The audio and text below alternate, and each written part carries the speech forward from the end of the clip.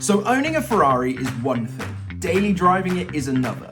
So today, we're going to break down how much it costs to daily drive a Ferrari 360. A lot of the comments I've had previously were saying how can you judge or perceive how much things cost when you don't own one yourself? So in this scenario, I've had my Ferrari 360 for a while now, and I use it every single day, come rain or shine. So let me tell you about the costs, and well, they add up fast. So if you've ever wondered what it's like to actually live with a Ferrari 360, here's exactly the costs to keep this thing on the road. First of all was the starting price.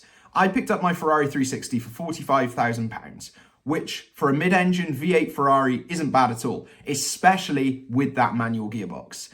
But I didn't drop all the cash on it. I took out a loan of £14,000 over 60 months at 6.4% APR, which means my monthly payment is £272.09.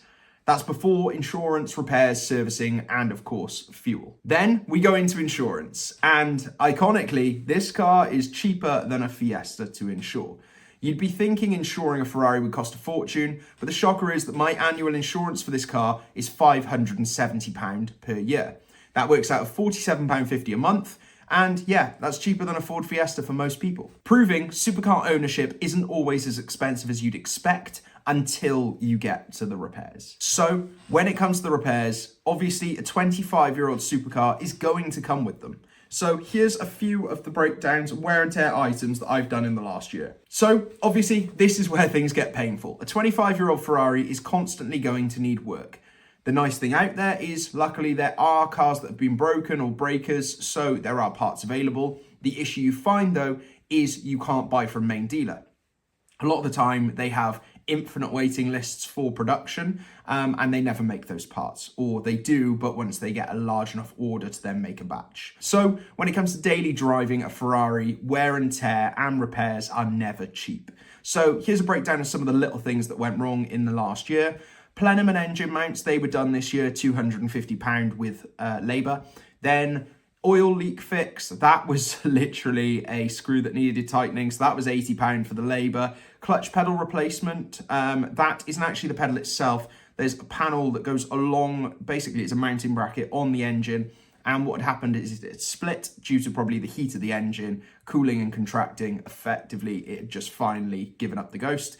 That was a £20 fix, but it was quite a lot of labour, so that came into £100. Then there was the door handle fix. This is a very small thing. When I was trying to get the wing mirror off, I ended up bending the bar that effectively does the locking on the central locking. That then was fixed at the price of £120. That was the part, and I did it myself. Boot lid fix. Well, this was the cheapest thing on a Ferrari. Basically, the spring had gone in the boot lid and in the lock, and it cost me 50p. Then we have a wing mirror fix. This was basically where the PPF had bubbled. I had it taken off, resprayed and put back on, which is where the door handle then subsequently went wrong. So total so far there is £620.50. And these aren't even major issues. These were just little things that I wanted to do just to basically keep and maintain the car to the best of its ability. The only thing that actually stopped me from driving the car completely was the clutch pedal until it was fixed, because in essence what happened is that it lost pressure in the system and the clutch would just go straight to the floor. So then we go into the big costs, the essentials that you can't ignore. With daily driving a car, you wear and tear items on the car a lot quicker. And well, when it's a Ferrari, you have to expect to pay Ferrari money. So we had a wheel refurb this year, that was £650. We had a new set of tyres, £750. Annual service at £824. And road tax. This is actually cheaper than a new VW Golf at £354. That's another £2,578 just for keeping it on the road properly. And that's before you add fuel, where I'm getting about 15 miles per gallon on a good day. That was 15, not 50. So the total monthly cost is a brutal reality. Let's break down the monthly cost. So we went over it. We've got loan payment of £272. We've got the insurance at £47.50. Maintenance spread over the year is about £268 a month. Road tax about £30 per month. And tyres around £62.50 per month. Fuel, assuming you use 10,000 miles a year at 15 miles per gallon, and with super and leaded, that would come in at £165 a litre, so around £300 a month. So the total monthly cost for owning a Ferrari 360 is £980 a month. Ouch. I've never worked that out before. So that's nearly £1,000 a month to daily drive a supercar before any unexpected breakdowns. So is it worth it? Look, for £1,000 a month, you could go out and probably lease a very nice car with zero worries. But that's not the point. Every time I drive this car, it feels special. The sound, the enjoyment, the fact that you've got that gated manual, the click and the clack as you go through the gears, it's just sheer drama, and it's one of the most iconic brands in the world.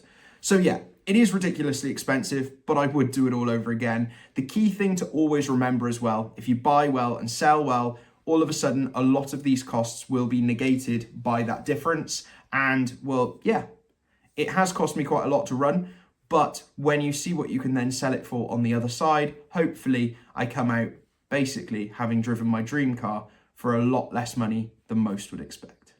So that's the video. That's very much a real costings of a Ferrari 360 and how much you pay in a year to keep it on the road and keep it well maintained. Obviously, a lot of these things were nice to haves. I could have got away with not doing them, but I wanted to make sure this car was in the best condition I could make it appropriately. Well, yeah, that's everything. So if you ever wanted to know how much it costs someone to own a car like this, well, total cost per month is £980. And that's with a relatively small loan. A lot of people might go out there and have interest-only loans on a car like this, or they might end up only putting 10% down and financing the rest. And that would then leave you in a very different predicament. And you could easily then be looking at £2,000 to £2,500 a month. So yeah, that's everything. The giveaway is still live, so please get commenting in the description of these videos to be entered in with a chance of winning. They are 4 £10 gift vouchers as specified earlier. And yeah, hopefully as the channel grows and we get monetized, those giveaways could be larger and larger. And well, thanks for following the journey. Please subscribe. I'll see you all soon. Bye-bye.